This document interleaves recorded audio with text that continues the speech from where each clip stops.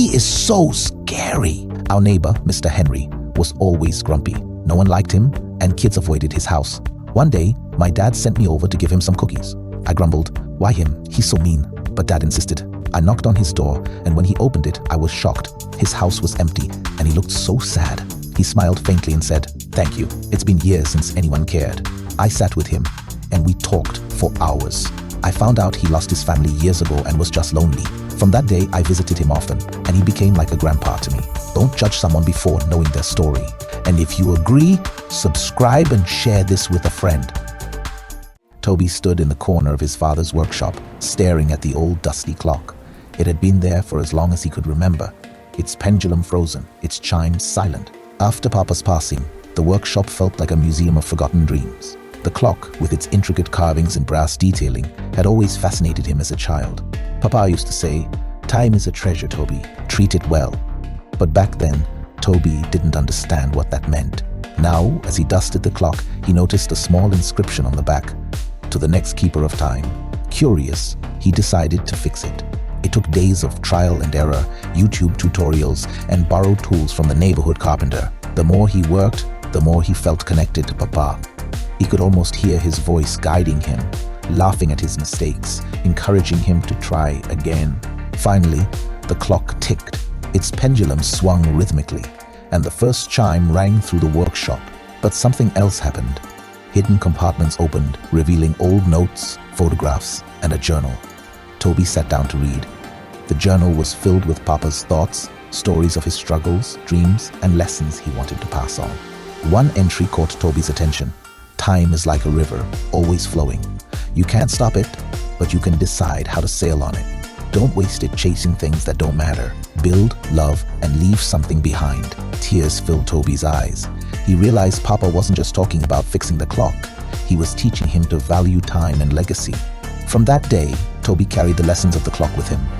He started pursuing his passion for art, something he had shelved for years. He spent more time with family and friends, cherishing every moment. The clock, now restored, sat in his living room, a constant reminder of Papa's wisdom. And every time it chimed, Toby smiled, knowing he was making the most of his time, just as Papa would have wanted. Adamu stood at the edge of the schoolyard, his worn notebook clutched tightly in his hand. He stared at the far corner where the gang boys lounged, laughing and smoking. Their leader, Gambo, had promised him quick money and respect, two things Adamu craved in his struggling neighborhood. But his teacher, Mr. Bako, had seen the hesitation in his eyes. "Adamu, stay after class," he'd said earlier that day. Adamu had braced himself for a lecture, but instead, Mr. Bako shared a story. "I was like you once," Mr. Bako began. "I thought joining a gang was my only way out, but one choice led me down a dark road. I lost friends, my freedom, and almost my life. A mentor gave me a second chance, and I grabbed it. That's why I'm here today." Adamu listened, the weight of the words sinking in. Mr. Bako's scars, both visible and hidden, spoke louder than any warning. Now, standing between the school gate and the gang, Adamu's heart pounded. Gambo's voice called out, "Adamu, you ready?" But behind him, the faint sound of Mr. Bako's chalk scratching on the blackboard echoed in his mind. Adamu took a deep breath and turned away from the gang. The path wasn't easy, but he knew it was his own.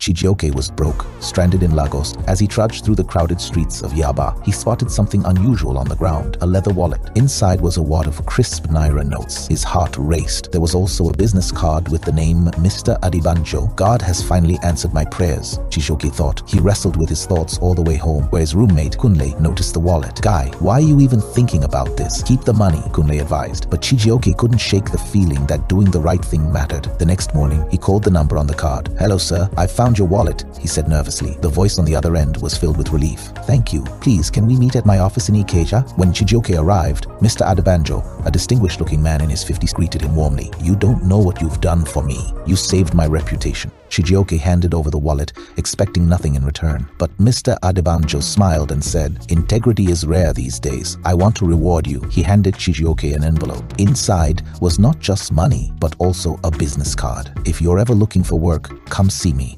Show some respect." Every day at school, Mr. Joe, the janitor, quietly cleaned the halls. No one noticed him. One day I saw some kids laughing at him as he picked up trash.